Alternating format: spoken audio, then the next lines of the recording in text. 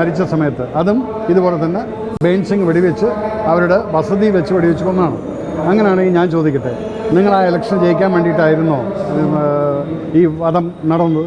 നിങ്ങളാണോ അത് ചെയ്തത്? അല്ലല്ലോ. പിന്നെ എങ്ങനെയാണ് നിങ്ങളിത് സംസാരിക്കുന്നത് മോദിജിയെക്കുറിച്ച്?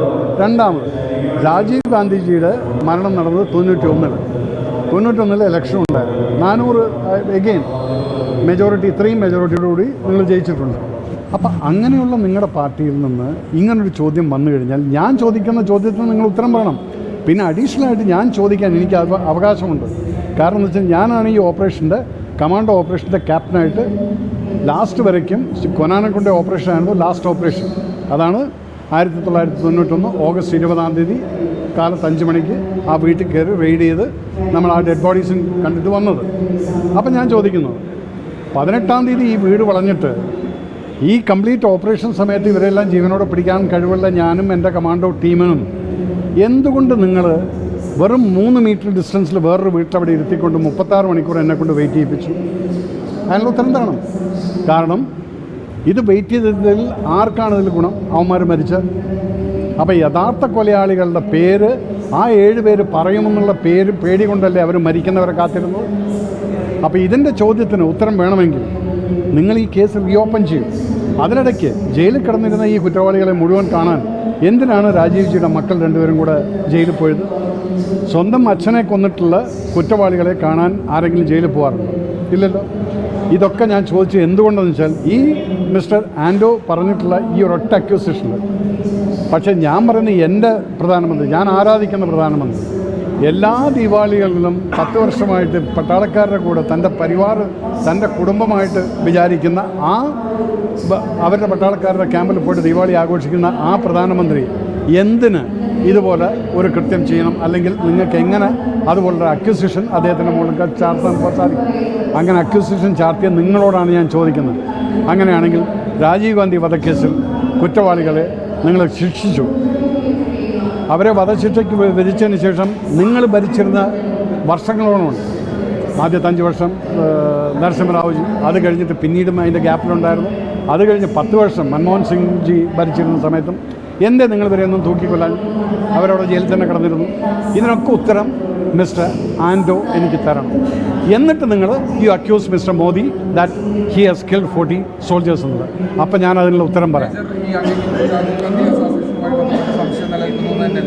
ഞാൻ ഇപ്പോൾ ചോദിക്കുന്നത്, ഇദ്ദേഹം ഈ പറഞ്ഞിട്ടുള്ള അക്യൂസിഷൻ എന്ന് പറയുന്നത് Narendra Modi ji as A prime minister അങ്ങേര് ഇതുപോലെ 40 പട്ടാളക്കാരെ ബലി കൊടുത്തുകൊണ്ട് ഒരു ഇലക്ഷൻ ജയിക്കാൻ വേണ്ടി ചെയ്തു എന്ന് പറഞ്ഞു. അതിൻ്റെ കൗണ്ടർ ചോദ്യമാണ് ഞാൻ ചോദിക്കുന്നത്.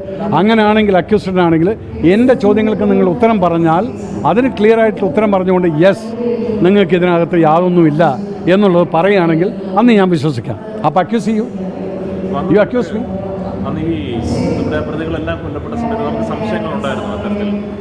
ഞാൻ ചോദിക്കുന്നത്, ഇതിനു മുന്നേ ഇത്രയും ആളുകളെ പിടിക്കാൻ കഴിവുള്ള ഞാനും എൻ്റെ കമാൻഡോ ടീമും അവിടെ ഉള്ള സമയത്ത് ഓഗസ്റ്റ് മാസം 18 രാത്രി ജയനഗർ പോലീസ് സ്റ്റേഷനിൽ നിന്ന് ഇവരുടെ കൊനാനക്കൊണ്ട ആ വീട് ഹൈഡ് ഔട്ട് ഞാൻ ടേക്ക് ഓവർ ചെയ്യുന്ന സമയത്ത് രാത്രി 10:30 മണിയാണ്. ആ 10:30 മണി തൊട്ടിട്ട് എന്തുകൊണ്ട് എനിക്ക് പെർമിഷൻ തന്നില്ല? No, wait. അപ്പോഴും ഞാൻ പറഞ്ഞു, ഞങ്ങൾ കമാൻഡോസ് വർക്ക് ചെയ്യുന്നത് സർപ്രൈസ് എലിമെൻറ്റിൻ്റെ മുകളിലാണ്.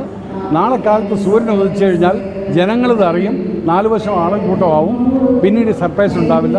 പിന്നെ വരാൻ പോകുന്നത് ഒന്നുകിൽ ഞാൻ അല്ലെങ്കിൽ ശിവരാജ്. കാരണം അവരും അതുപോലെ പ്രിപ്പയർഡാണ്. അപ്പം ഞാനും എൻ്റെ ഈ 6 കമാൻഡോസ് അകത്ത് കയറുന്ന സമയത്ത് അവരും അവിടുന്ന് വെടിവെക്കും. കാരണം അവരുടെ കയ്യിലും AK-47 3 മാഗസിനുമുണ്ട്, ഒരു പിസ്റ്റളുണ്ട്, 4 ഗ്രനേഡ്സ് ഉണ്ട്.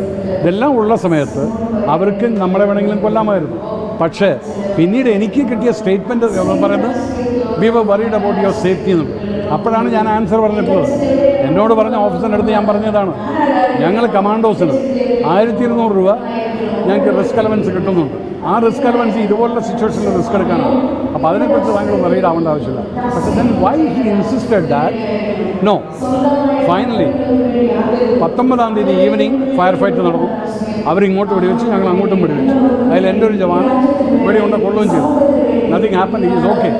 പക്ഷേ അത് കഴിഞ്ഞതിന് ശേഷം ഒരു സിംഗിൾ ഷോട്ട് ആ വീട്ടിൽ നിന്ന് കേട്ടിട്ടുണ്ട് 10 മിനിറ്റ് കഴിഞ്ഞു. ആ സിംഗിൾ ഷോട്ട് കേട്ട സമയത്ത് ഞാൻ എൻ്റെ തോക്കും സാധനങ്ങളും വെച്ച് എൻ്റെ ബുള്ളറ്റ് പ്രൂഫും ഊരിയിട്ട് ഞാൻ പറഞ്ഞു എവറിത്തിങ് ഈസ് ഫിനിഷ്ഡ്.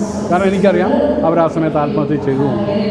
അത് കഴിഞ്ഞിട്ട് പിന്നീട് 10 മണിക്കൂർ വെയിറ്റ് ചെയ്തിട്ടാണ് കാലത്ത് 5 മണിക്ക് തന്നെ അതിനകത്തോട്ട് കയറ്റിയിരിക്കുന്നത്. അപ്പം അങ്ങനെയുള്ള കേസിനുള്ളത് ഇപ്പം പ്രൈം മിനിസ്റ്റർ നരേന്ദ്രമോദിയെ അക്യൂസ് ചെയ്തിട്ടുള്ള മിസ്റ്റർ ആൻഡോ, give me an answer why this thing happen. അല്ലെങ്കിൽ നിങ്ങൾ എന്നെ ചോദ്യം ചെയ്യും, ഞാൻ നിങ്ങളുടെ ചോദ്യങ്ങൾക്ക് ഉത്തരം തരാൻ തയ്യാറാണ്. അത് ആ സമയം വരുന്ന സമയത്ത് ഞാൻ ഉത്തരം തരാം. Yes, that is what I believe. അങ്ങ് വാക്കുകളൊക്കെ പറഞ്ഞു യഥാർത്ഥ കുറ്റവാളികളുടെ പേര് പുറത്തു വരാതിരിക്കാൻ വേണ്ടിയെന്നാണ്. അപ്പോൾ യഥാർത്ഥ കുറ്റവാളികൾ മറ്റാരാണെന്നുള്ളത് അതുകൊണ്ടാണ് ഞാൻ പറഞ്ഞത് ഈ കേസ് നിങ്ങൾ റീഓപ്പൺ ചെയ്തിട്ട് ഇൻവെസ്റ്റിഗേഷൻ രണ്ടാമത് തുടങ്ങിക്കഴിഞ്ഞാൽ ആദ്യം എന്നെ ചോദ്യം ചെയ്യും. കാരണം യഥാർത്ഥ കുറ്റവാളികൾ പുറത്തു വരും എന്നാണ് പറയുന്നത്. ഞാൻ പറയുന്നു യഥാർത്ഥ കുറ്റവാളികൾ പുറത്തു വരുമെന്നുള്ളത്. കാരണം ഈ കേസിനകത്ത് എന്തുകൊണ്ട് അവരെ നിങ്ങൾ വെറുതെ വിട്ടു 30 വർഷം കഴിഞ്ഞിട്ട്? അതുപോലെ തന്നെ ആ കുറ്റവാളികൾ അകത്ത് കിടക്കുന്ന സമയത്ത് അവർക്ക് പ്രത്യേക കെയർ കിട്ടിയിട്ടുണ്ട്. സോ ഇവരൊരു വാടക കൊലയാളികൾ മാത്രമായിരുന്നു. അതിൻ്റെ പ്ലാനിങ്ങും കാര്യങ്ങളും ചെയ്ത ആരാണെന്നുള്ളത് മിസ്റ്റർ ആൻഡോ, എൻ്റെ ഇപ്പോഴത്തെ പ്രധാനമന്ത്രി അക്യൂസ് ചെയ്ത മിസ്റ്റർ ആൻഡോ, you are the MP, you answer me for that.